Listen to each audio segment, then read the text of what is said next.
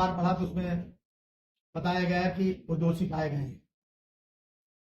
बस मुझे एक सवाल है कि जो चयनकर्ता थे, जिनमें एक सजाती बंधु थे, जो व्यक्ति मेरे ऊपर आरोप लगा रहा था उनके वो सजाती बंधु हैं, उस कमेटी के हेड हैं, या तो वो लीक कर दिया है उनको।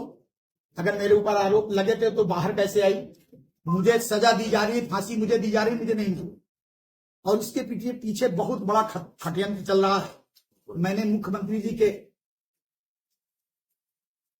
जो मुख्यमंत्री जी ने कहा है कि जो हमारे भूमाफिया हैं, जो पश्चर की जमीन है, हमारी तालाबी नंबर उनमें कब्जा किए हैं, उनको छुड़ाने का काम करो। और जब मैं जिलाध्यक्ष बनकर आया तो मैंने इनमें आक्रमण किया और इनको खाली कराने का काम किया। और जब मैं खाली करा रहा था तो उसमें पता चला कि पूर्व के लोग भी इसमें शामिल हैं, उसमें निवर्तमान अध्यक्ष भी शामिल हैं, उनके रिश्तेदार शामिल हैं, उनके मित्र यार शामिल हैं, उसमें निरंजन ज्योति जो पूर्व हमारी सांसद वो भी शामिल हैं।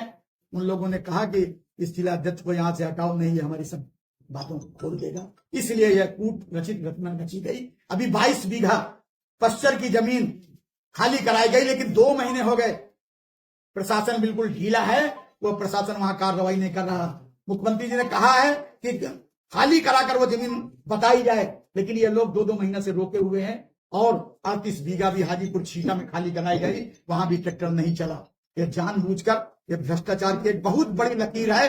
500 करोड़ रुपया की जमीन को मैंने खाली कराने का काम किया, लेकिन वहां उनकी जो नींवें भरी है उनको वहां खाली नहीं कराया गया, कागज में खाली करा दिया गया। मुख्यमंत्री को बताया जाता है कि हमने जमीन खाली करा दी। कौन-कौन लोग शामिल है तो इसमें मैंने बता दिया, आतिश मिश्रा, निरंजन जी ज्योति और एक सजाती हमारे प्रदेश के नेता हैं, वह भी इसमें शामिल है। और जिलाधिकारी को फोन किया जाता है, जिलाधिकारी को फोन किया जाता है बैठाल के कि इस कार्रवाई को रोकिए।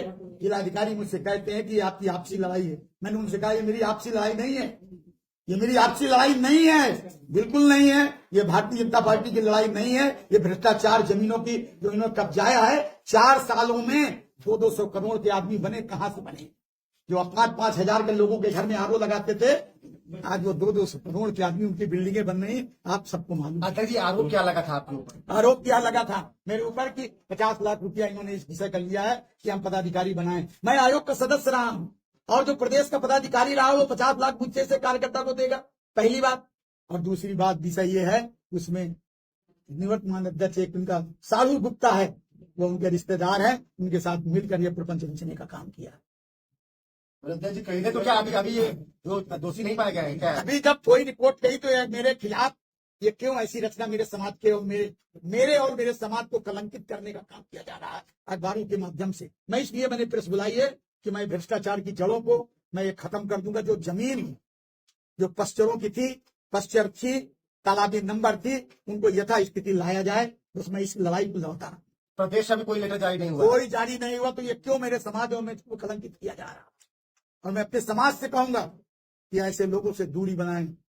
जब मैं हुंकार भरूंगा तो समाज भी मेरे साथ खड़ा रहेगा, सर्व समाज मेरे साथ खड़ा है। तथा कथित एक वर्ग विशेष के लोग, तथा कथित जो हम लोगों को रहना नहीं देना चाहते, पिछड़े लोगों को यहाँ पनपने नहीं देना चाहते, वह लोग ये रचना।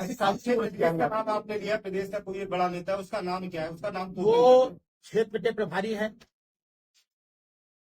और उस कमेटी के हेड भी हैं। और उनके, फिर मैं कह रहा हूं, उस कमेटी के हेड हैं, क्षेत्र के प्रभारी हैं, एक ही आदमी है। मेरी बात आप समझिए ना, ये आपका काम है, मैं नहीं कहूंगा पता लगाएं। जिला प्रशासन सरकार की मंशा के अनुरूप काम नहीं कर रहा है। बिल्कुल नहीं कर रहा। इसकी शिकायत आपने करी? हाँ की है, मैंने लेटर लिखा, तभी तो बार बार लिख रहा हूँ। आरजीएस करता हूँ, बार बार लिखता हूँ मुख्यमंत्री जी को। कोई सुनवाई नहीं? कोई बार बार लिख के आता है, यहाँ अधिकारी उसको दाब लेते हैं, उनको दबाव ऊपर से आ जाता है कि इसको रोकिए, जांच को रोकिए।